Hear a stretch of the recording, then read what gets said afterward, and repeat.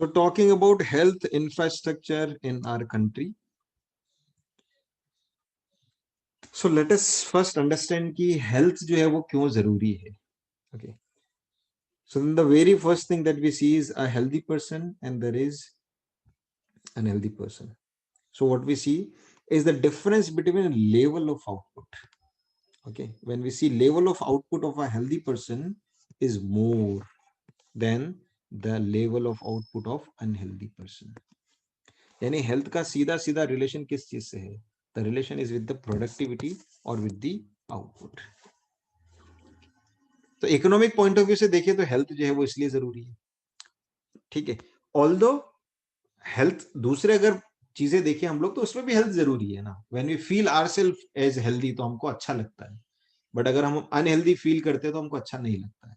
So for that purpose also health is important. But since यहाँ पर हम लोग हर चीज को इकोनॉमिक से रिलेट करके देखना चाह रहे हैं और ओवरऑल पूरी कंट्री की बात करें कि पूरी कंट्री के लोगों की जो हेल्थ है उनके बेहतर होने से कंट्री को इकोनॉमिक बेनिफिट क्या है, तो उस पॉइंट ऑफ व्यू से हम यहाँ पर समझने की कोशिश कर रहे हैं ना. अब हेल्थ जो है उसका इंप्रूवमेंट जो है वो हम कंट्री में किस तरह से देखते हैं, हेल्थ का इंप्रूवमेंट कंट्री में किस तरह से देखते हैं. तो यहां पर आप समझो है ना, मेडिसिन जो है वो हमारे पास में 3 तरह की होती है ना. There are 3 sort of medicine. एक मेडिसिन जो है वो कहलाती है प्रिवेंटिव मेडिसिन, मतलब बीमारी होने से पहले ही उसको रोक दो. ये ठीक वैसा ही जैसा हम लोग हमारे कंप्यूटर में एंटीवायरस डाल देते हैं, तो एंटीवायरस डाल दिया मतलब वायरस आएगा ही नहीं. तो प्रिवेंटिव मेडिसिन जैसे वैक्सीनेशन. अब बहुत सारे ऐसे वैक्सीनेशन है जो हमको लगे, जैसे हमको पोलियो का वैक्सीनेशन लग गया तो अभी पोलियो नाम की बीमारी हमको होगी ही नहीं. क्यों? क्योंकि हमने उसका पहले से ही प्रिवेंटिव कर लिया काम, है ना. हमने पहले से उसकी रोकथाम जो है वो कर ली. ठीक है. तो एक तो जो वैक्सीनेशन है अगर वो प्रॉपर तरीके से हमारी कंट्री में हो रहे हैं, कुछ ऐसी बीमारियां हैं जिनके वैक्सीनेशन अवेलेबल है और जिनको लगाना फायदेमंद भी है. वैसे वैक्सीनेशन अगर लगा लेते हैं तो हम लोग अपने आप को जो है वो कुछ बीमारियों से तो बचा लेते हैं. तो देर आर चांसेस कि हमारी हेल्थ ठीक रहेगी. दूसरा होता है वैक्सीनेशन नहीं लगाया, अभी कुछ ही बीमारियां हैं जिनका वैक्सीनेशन है, बाकी सबका नहीं है. तो वैक्सीनेशन नहीं है तो फिर क्या चाहिए? अगर वो बीमारी हो गई तो फिर हमको चाहिए उसका ट्रीटमेंट.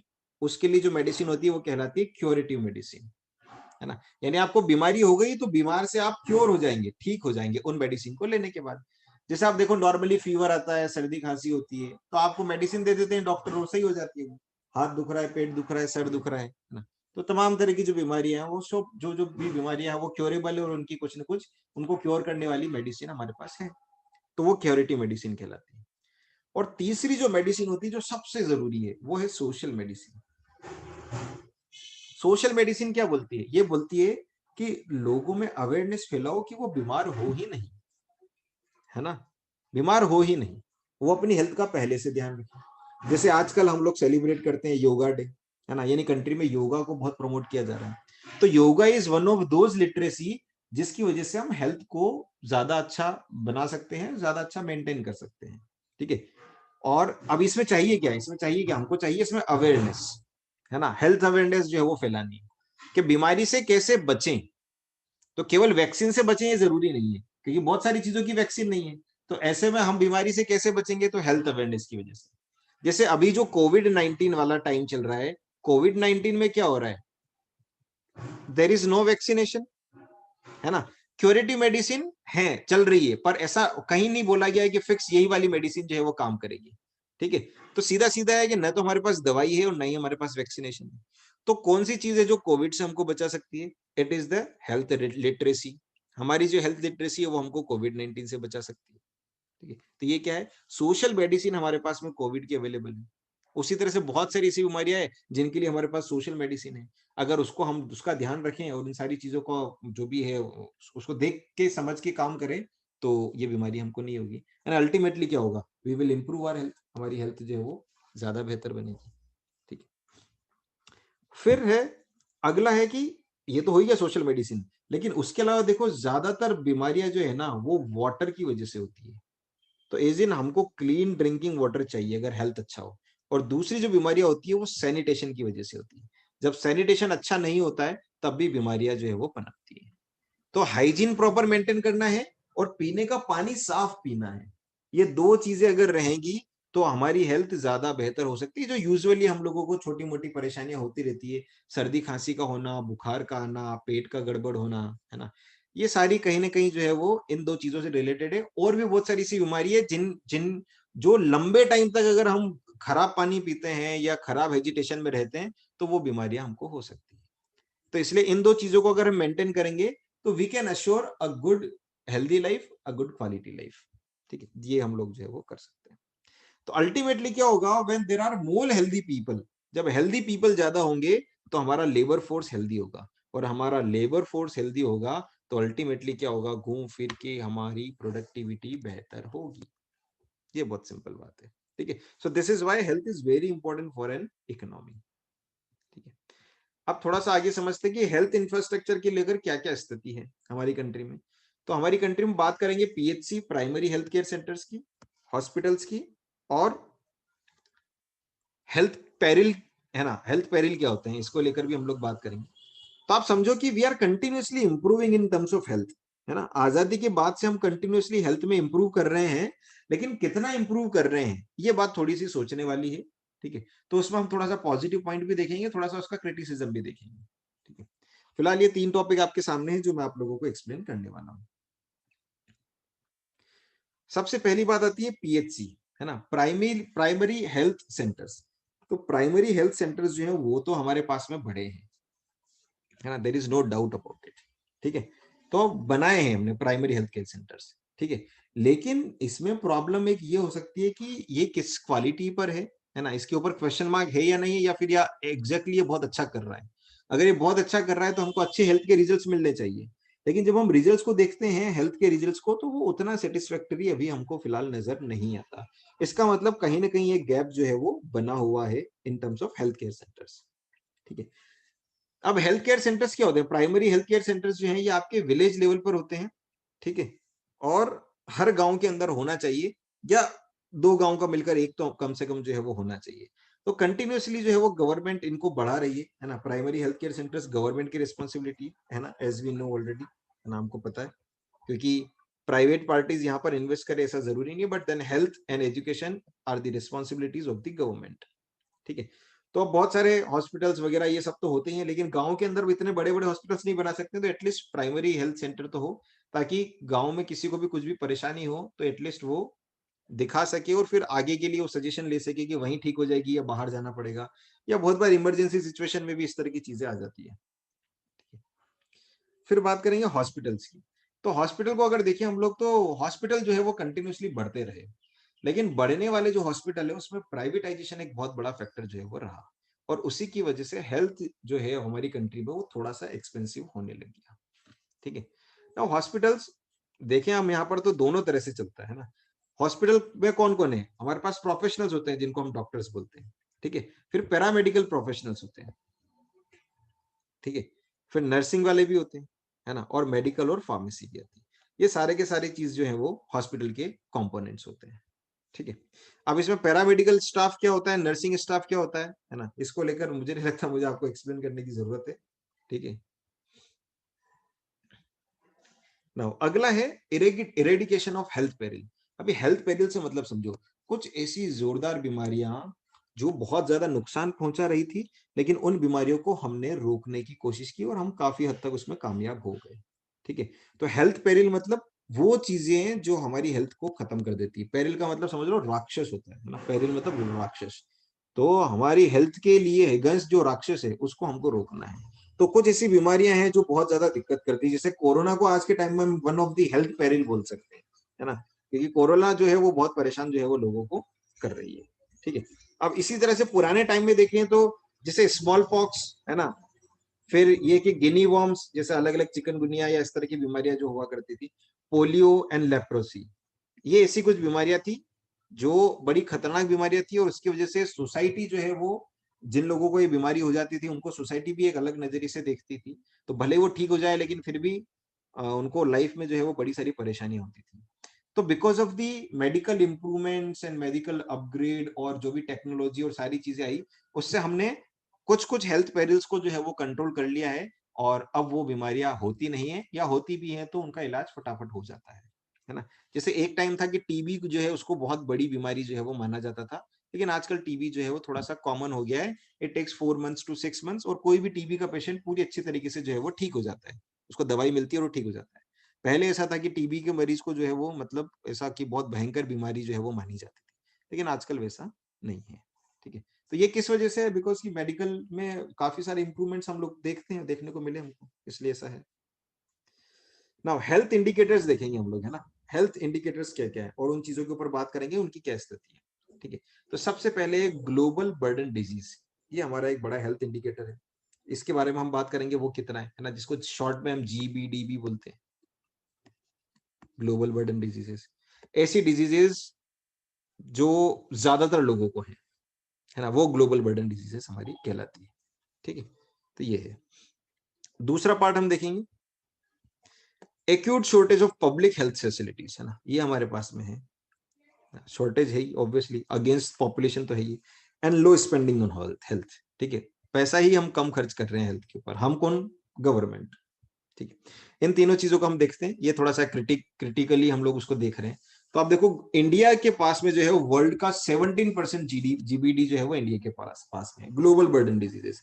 मतलब वर्ल्ड में जितने भी लोग इस तरह से बीमार हैं, उसमें से भारत के अंदर जो है वो 17% लोग जो है वो है। ठीक है, frightening 20% of global burden disease, है ना। अब 17 बोल रखा है इधर, 20% अप्रोक्स जो है वो हम लोग मान रहे हैं। अब इसका इम्पैक्ट क्या है? इसका इम्पैक्ट ये है कि around 5 lakh children die of water borne diseases. पानी से होने वाली बीमारियों से 5 लाख से ज्यादा बच्चे हर साल मर जाते हैं। तो ये बहुत दुख की बात है ना। वाटर बोर्न डिजीजेस, इसका मतलब क्या हो रहा है? जो क्लीन ड्रिंकिंग वाटर है, clean drinking water is still a dream for many of the people. बहुत सारे लोगों के लिए आज भी क्लीन ड्रिंकिंग वाटर एक सपना है। ये कितनी बड़ी बात है। हम आज के जमाने में जो है वो बात करते हैं कि मेरे पास ऐसा फोन होना चाहिए, वैसी गाड़ी होनी चाहिए, है ना, वैसे कपड़े होने चाहिए, वैसे जूते होने चाहिए, वैसी घड़ी होनी चाहिए। वहीं दूसरी तरफ लोगों को साफ पानी नहीं मिलता है, उसकी वजह से वो बीमार होते हैं और बीमारी की वजह से बहुत सारे बच्चों की डेथ भी हो जाती है। ठीक है, so this is so poor of the country. ये नहीं होना चाहिए, but it is there unfortunately. Acute shortage of public health facilities, है ना। जितना हम लोगों को देखो, एक तो क्या है कि ये माल न्यूट्रिशन, मतलब जितना फूड चाहिए प्रॉपर डाइट के लिए उतना फूड ही सप्लाई नहीं हो रहा है। फूड सप्लाई नहीं होगा तो हेल्थ उतना अच्छा नहीं होगा। और दूसरा क्या हो रहा है कि जो वैक्सीन हो गया या मेडिसिन हो गया, उनकी सप्लाई ही प्रॉपर नहीं हो रही है ना। अब वो किस तरह से करके चलता है? या तो दवाइयां बहुत महंगी है ना, और सस्ती दवाइयां या तो बन नहीं रही है या लोगों तक पहुंच नहीं रही है ना, दोनों चीजें हो गई है। बन नहीं रही है तो उसका कारण हो सकता है कि हेल्थ के ऊपर उतना खर्च नहीं किया जा रहा है पैसा, और पहुंच नहीं रही है इसका मतलब कहीं ना कहीं जो है वो भ्रष्टाचार है ना। लेकिन अल्टीमेटली क्या हो रहा है? The poor people are suffering most because of the bad health, जो भी बोलो आप उसको, पॉलिसीज बोलो या इंफ्रास्ट्रक्चर बोलो या जो भी बोलो, उसकी वजह से प्रॉब्लम आ रही है। ओके, अब इसका इम्पैक्ट क्या हो रहा है? 2.2 मिलियन चिल्ड्रन, यानी करीब 22 लाख बच्चे हर साल जो है उनकी डेथ हो जाती है। और इसका कारण क्या है? तो the reason is public health facilities हमारे पास बहुत ज्यादा खराब हालत स्थिति में है। ठीक है, less than 20% of the population utilise public health facilities, कर ही नहीं पा रही भैया यूटिलाइज पब्लिक हेल्थ, 20% से भी कम। इसका मतलब क्या है? कारण क्या है? Because may be poor conditions या पुअर जो भी है, वो सारी चीजें इस वजह से हेल्थ जो है वो हमारे यहाँ हेल्थ इंफ्रास्ट्रक्चर जो है वो बढ़िया नहीं है, और हेल्थ के ऊपर हम कम खर्चा कर रहे हैं, ये हमारी सबसे बड़ी शिकायत है। ओनली 4.7 जीडीपी का 4.7% हम हेल्थ के ऊपर खर्च कर रहे हैं, विच हैज टू बी, वो कम से कम 6 से 7% होना चाहिए। क्यों नहीं है? क्यों नहीं किया जा रहा? Why it is not priority? इसको लेकर कुछ अभी तक जो है वो हमको समझ में नहीं आया है। Because health and education are something which are most important and should be priority. उसमें पैसा पहले खर्च करो, जो बचे उसको आप एडजस्ट करो। आप समझे इस तरह से, है ना। For example, this is your home sweet home, ये आपका घर है। ठीक है, अब इस घर में आप क्या करते हो? आपका जो भी एक्सपेंडिचर होता है, एक्सपेंडिचर, मुझे बताओ प्रायोरिटी लिस्ट आपकी ये होगी food, education, clothing, furniture. आपकी प्रायोरिटी यह होगी या आपकी प्रायोरिटी होगी फर्नीचर, एजुकेशन, क्लोथिंग, फूड। दोनों में से अगर मैं चेन बनाऊं तो आपकी प्रायोरिटी नंबर 1 होगी या नंबर 2 होगी?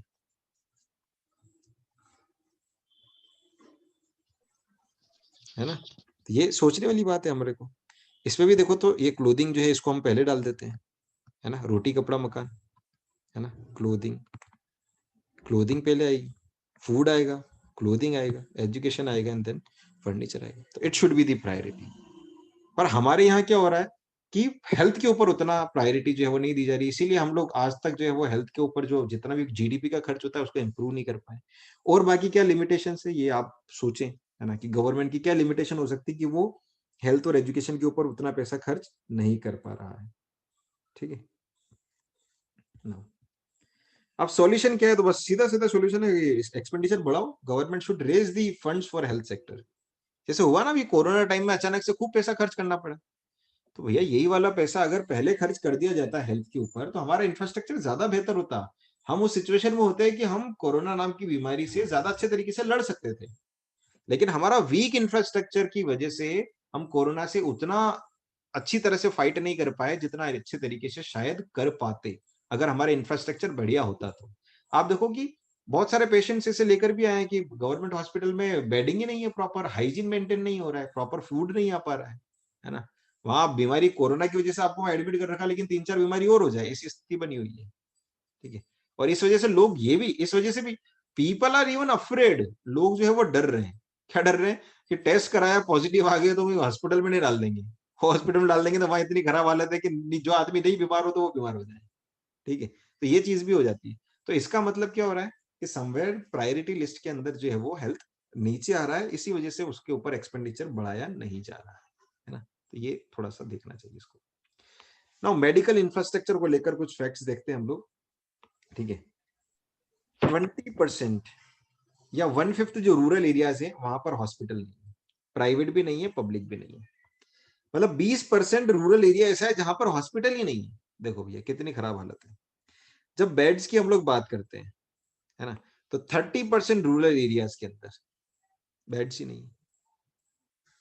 30% रूरल एरियाज में बेड्स ही नहीं है। 0.36 हॉस्पिटल है रूरल एरिया में एक आदमी के ऊपर। एक आदमी क्या, 0.36 एक गांव के लिए, है ना? 0.36 यानी हो सकता है एक गांव भी नहीं, 1 लाख पीपल के लिए, 1 लाख लोगों के लिए 0.36 हॉस्पिटल। इसका मतलब क्या हो रहा है? 3 लाख लोगों के लिए देर इज 1 हॉस्पिटल। 3 लाख लोगों के लिए एक हॉस्पिटल है। 3 लाख पर एक हॉस्पिटल है मतलब। तो अब देखो एक हॉस्पिटल और 3 लाख लोग, है ना? तो ये कितना खतरनाक है। ठीक है, तो ये हेल्थ की जो है वो स्थिति है रूरल एरियाज के अंदर। अगर हम बात करें तो अर्बन एरियाज में हम लोग देखते हैं तो इंडिया की 70% पॉपुलेशन जो है वो रूरल एरियाज में रहती है। ठीक है, 70% पॉपुलेशन रूरल एरियाज में रहती है, लेकिन वहां पर जो हॉस्पिटल्स हैं वो शायद 20% के आसपास ही है।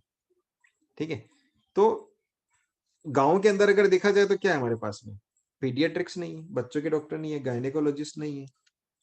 ठीक है, और भी कुछ ऐसे स्पेशलिस्ट हैं जो गांव के अंदर, स्पेशलिस्ट तो मिलेंगे नहीं, समझ लो आप, है ना? स्पेशलिस्ट तो ना के बराबर है गांव के अंदर।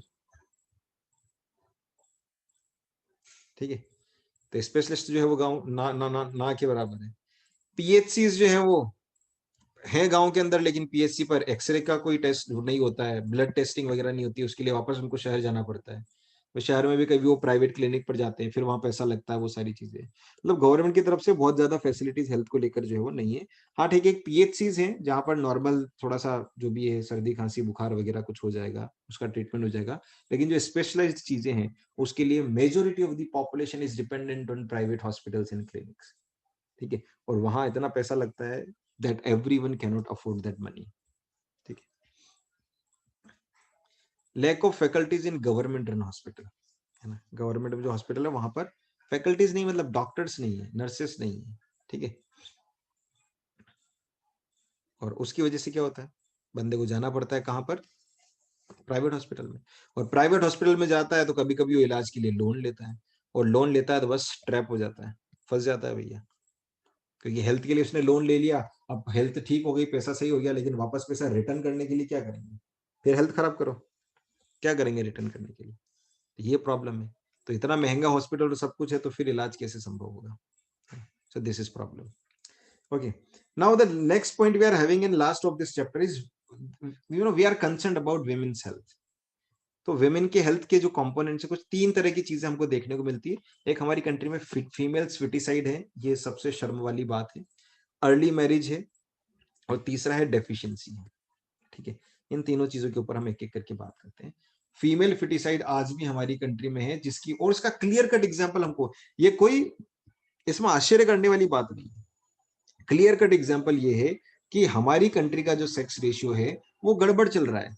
हमारी कंट्री में we are having less number of girls on number of boys. इसका मतलब क्या है, सेक्स रेशियो जो है वो गड़बड़ है। और सेक्स रेशियो गड़बड़ क्यों है, क्योंकि जो बच्चियां पैदा होती है उनको या तो मार दिया जाता है या उनको अबॉर्ट करवा दिया जाता है ना। पता नहीं क्या बात है कि भैया लोगों को लड़की जो है वो नहीं चाहिए, है ना। Where is the people they also born from the foetus of a mother only, पर उनको वो चाहिए नहीं, है ना। 2001 में देखो तो हमारा जेंडर रेशियो जो है वो कितना था, 927 गर्ल्स ऑन 1000 बॉयज। और दूसरी तरफ 2011 में देखें तो इट इज 914। समझ रहे क्या हो गया, जेंडर सेक्स रेशियो कम हो गया। 2001 से 2011 में हम पढ़ रहे हैं, हमारा एजुकेशन चल रहा है, हमारे यहाँ डी एजुकेशन चल रहा है, कि 927 से कम होकर 914 रह जाता है। मतलब क्या हो रहा है, यहां पर हम और ज्यादा जेंडर डिस्क्रिमिनेशन का सामना कर रहे हैं। तो 2001 से 2011 में हम तरक्की कर रहे हैं या बैकवर्ड जा रहे हैं, क्योंकि जेंडर रेशियो हमारा कम हो रहा है, सेक्स रेशियो हमारा कम हो रहा है, ठीक है। अब इसका रीजन क्या है, तो इसके बहुत सारे रीजन हो सकते हैं, there is not one reason, है ना। ये चीज हो रही, फीमेल फिटिसाइड तो हो गया है ना, ये ग्रो कर रहा है, बट फीमेल फिटिसाइड का रीजन क्या है, तो द रीजन इज हमारा जो सोसाइटी का जो सोच है वो इसका सबसे बड़ा रीजन है। Because we live in a patriarch society, जहां पर लड़कों को बड़ा वो माना जाता है और लड़कियों को जो है वो अलग तरीके से जो है वो माना जाता है। अब इसमें धीरे धीरे लोग, ऐसा नहीं है, लोग इंप्रूव कर रहे हैं, अपनी सोच को बढ़ा रहे हैं, समझ रहे हैं। There are people who are hope for the future, but still there are few people who still believe in these stupid things, ठीक है। और इन चीजों में जो बिलीव कर रहे हैं उनका तो क्या ही कर सकते हैं, बट ये है कि उसको रोका जाना चाहिए। We can not just ignore, है ना। We need to educate them. अब वो एजुकेट करने के लिए जिस भी चीज का सहारा लेना पड़े, दंड का सहारा लेना पड़े, दंड का सहारा लो, है ना। मीन्स अगर स्ट्रिक्ट कानून बनाने, रूल बनाने, बनाओ, उसका सामना करो, ठीक है। और सोशल अवेयरनेस जो है वो फैलानी है, वो भी फैलाओ, एजुकेशन के थ्रू वो भी पॉसिबल है, ठीक है। So we need to take care of this thing. उसके बाद है अर्ली मैरिजेस। तो देर आर, अभी देखो है ना, अभी देखो कितना हो गया है ना, if you count 3 lakh girls aged below 15 years are not only married but already born child at least once। 15 साल से कम की जो बच्चियां हैं उनकी शादी भी हो गई, और उसमें से बहुत सारों ने जो है वो बच्चे को भी जन्म दे दिया है। ये बहुत डेंजरस है।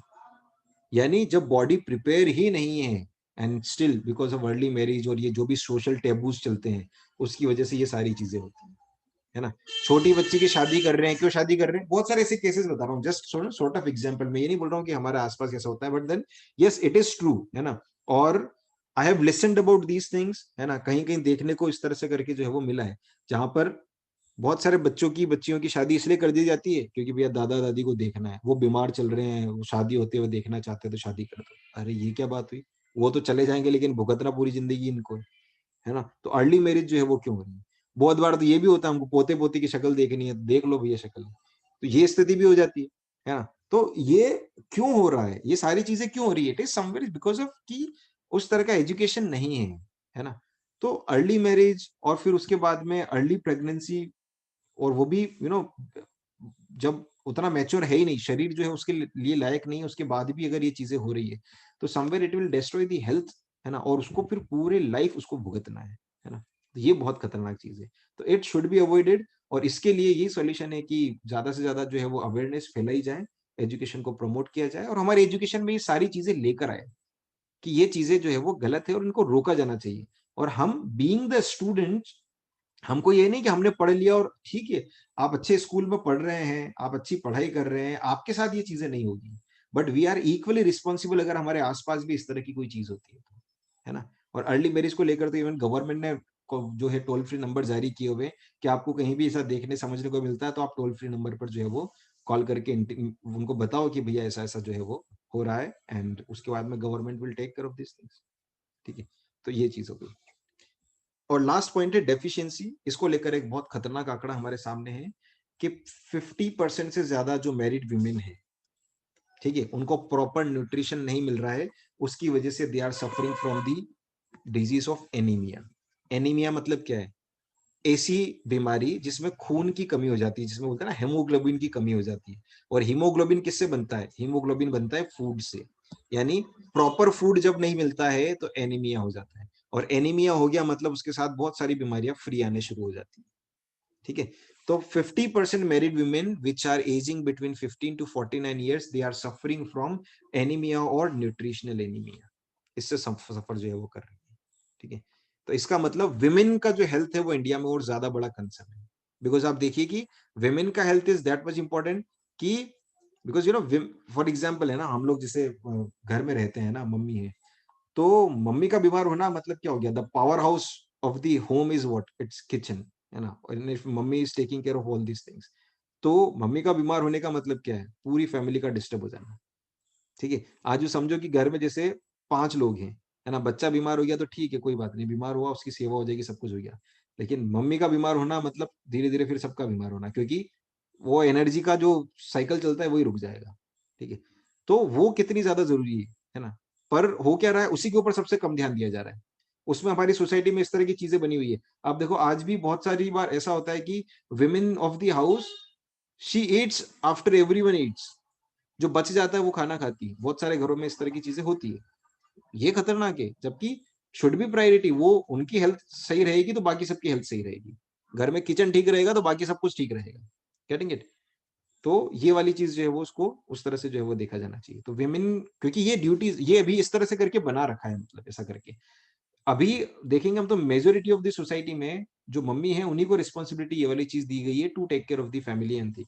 ठीक है, अभी वर्किंग वीमेन और वो सारी चीजें भी आ रही है, लेकिन still if you see in society तो ऐसा चल रहा है। तो ऐसा चल रहा है तो एटलीस्ट अगर ऐसा है, कम से कम तो हेल्थ के ऊपर तो ध्यान दिया ही जा सकता है। ठीक है, सो दैट्स इट। अब इसका जो रीजन है वो ये है ना, आयरन डेफिशिएंसी, वही मैंने बता दिया, फूड का है कुल मिला के। ठीक है, और इसी वजह से 19% जो है वो मैटरनल डेथ्स हमारी कंट्री में नोटिस की गई है। 19% मैटरनल डेथ्स, है ना। यानी बच्चे को जन्म देते हुए 19% महिलाएं जो है वो खत्म हो जाती है। ठीक है, तो ये एक बहुत बड़ा कंसर्न हमारे साथ सामने जो है वो दिखाई देता है। ठीक है, नेक्स्ट विल छोटा सा एक और पोर्शन बच गया है, that will do it in next class. Okay, thank you.